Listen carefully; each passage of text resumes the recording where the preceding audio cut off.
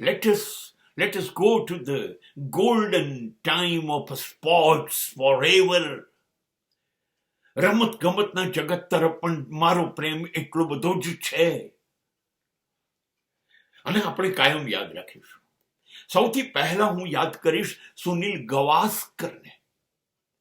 આ એક એવો ખેલાડી છે જેણે આ પૃથ્વી ઉપર પહેલી વખત ટેસ્ટ ક્રિકેટમાં 10,000 રન કર્યા. 10,000 રન. આ પહેલો માણસ છે. હા, પછી ભલે લોકોએ કંઈ પણ કર્યું. સલામ સની સરને. અને ત્યાર પછી કપિલ દેવ. વિશ્વ એવું નિશ્ચિત રાખતું હતું કે ભારતને તો ભારત સિવાયના બધા દેશો હરાઈ શકે, અને એ વખતે બધા દેશોને હરાઈને વિશ્વની અંદર પહેલી વખત વિશ્વ ચેમ્પિયન બનાવનાર માણસ છે કપિલ દેવ. અને ત્યારથી ભારત વિશ્વ ચેમ્પિયન બન્યું, જે આજ સુધી ચાલે છે. સમગ્ર વિશ્વ ડરે છે, સમગ્ર વિશ્વ. અને એને ક્રિકેટનો ઈશ્વર કહેવામાં આવ્યો, god of cricket, Sachin Tendulkar. 100 સેન્ચુરીની સેન્ચુરી, 35,000 રન, પૂછો જ નહીં તમે. શ્રેષ્ઠતમ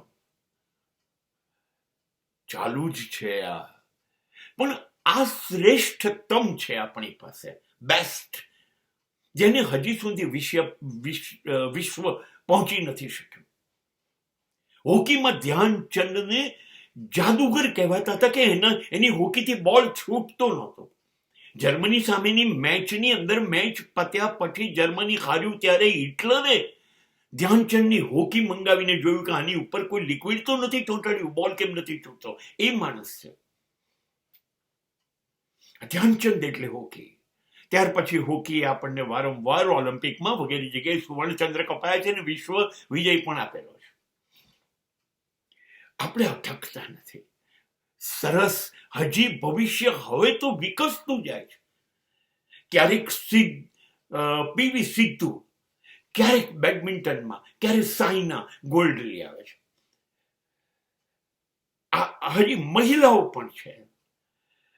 ઓલિમ્પિયનો તો આપણું ગૌરવ દિવસ જાય વધારતા જાય છે. એ મિલ્ખા સિંહ હોય કે પીટી ઉષા હોય, ત્યાંથી શરૂઆત થઈ છે. એ હમણાં 2024 સુધી આપણા શૂટરો, આપણા કુસ્તીબાજો, આપણા બોક્સરો અટકતા નથી. હવે દિવસ જાય છે એમ ઓલિમ્પિયનો પણ.